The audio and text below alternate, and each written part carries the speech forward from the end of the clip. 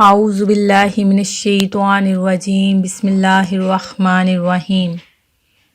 مون وظائف چینل کی جانب سے تمام ناظرین کو السلام علیکم۔ میں اپنا چینل مون وظائف کی جانب سے آپ کی خدمت میں ایک نیا وظیفہ لے کر حاضر ہوئی ہوں۔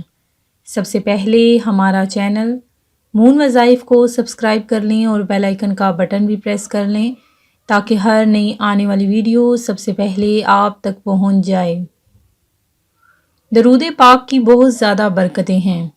ایک مرتبہ کسی سوداگر کا بحری جہاز سمندر میں جا رہا تھا۔ اس میں ایک آدمی روزانہ درود شریف پڑھا کرتا تھا۔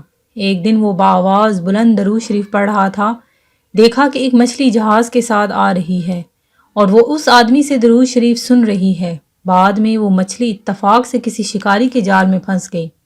شکاری اس کو پکڑ کر بازار میں فروخت کرنے کے لیے لے گیا تو بازار میں وہ مچھلی ایک صحابی رضی اللہ تعالیٰ عنہ نے خرید لی تاکہ اس مچھلی سے حضور نبی کریم صلی اللہ علیہ وسلم کی دعوت کروں گا۔ وہ صحابی مچھلی لے کر گھر گئے اور اپنی بیوی سے فرمایا کہ اس مچھلی کو اچھی طرح بنا کر پکاؤ۔ صحابی کی بیوی نے مچھلی کو صاف کر کے ہنڈیا میں ڈال کر چولہے پر رکھا اور نیچے آگ جلائی، مگر مچھلی کا پکنا تو درکنار چولہے میں آگ بھی نہ جلی۔ جب صحابی آگ جلاتے وہ بجھ جاتی۔ تھک ہار کر صحابی نے دربار رسالت میں آپ صلی اللہ علیہ وسلم میں حاضر ہو کر مچھلی کا سارا ماجرا عرض کیا۔ حضور نبی کریم صلی اللہ علیہ وسلم نے فرمایا، دنیا کی آگ کیا، اس مچھلی کو تو دوزخ کی آگ بھی نہیں جلا سکتی، کیونکہ سمندر میں موجود جہاز پر سوار ایک آدمی بآواز بلند درود شریف پڑھ رہا تھا اور یہ مچھلی سکون سے درود شریف کو سن رہی تھی۔ اس مچھلی کے درود شریف سننے کی وجہ سے اس کو آگ جلا نہیں سکتی۔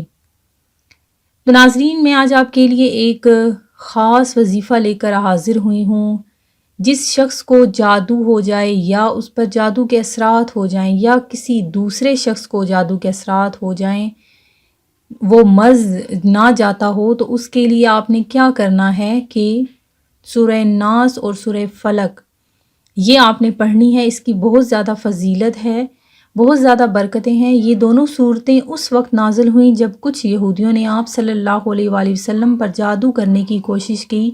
کئی احادیث سے ثابت ہے کہ ان صورتوں کی تلاوت اور ان سے دم کرنا جادو کے اثرات دور کرنے کے لیے بہترین عمل ہے۔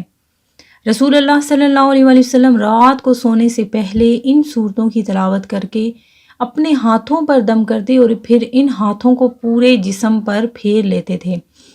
تو ناظرین، آپ نے بھی یہ دونوں صورتیں ملا کر جس شخص پر جادو کا اثر ہو، اس شخص اگر وہ خود نہیں پڑھ سکتا تو وہ کوئی اور اس پر پڑھ کر دم بھی کر سکتا ہے۔ آپ نے یہ دونوں صورتیں اول و آخر درود پاک پڑھ کر اس شخص پر دم کرنا ہے، اور یہ آپ 3 دفعہ بھی پڑھ سکتے ہیں۔ اگر 3 دفعہ میں اثر نہ ہو تو آپ اسے تعداد میں 5 دفعہ 7 دفعہ بھی دم بھی کر سکتے ہیں۔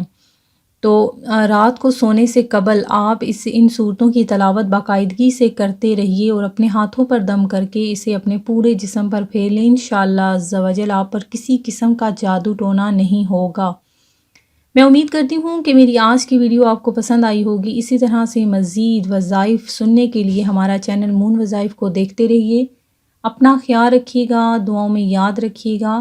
سبسکرائب کرنا، لائک کرنا اور شیئر کرنا ہرگز نہ بھولے گا۔ اللہ حافظ۔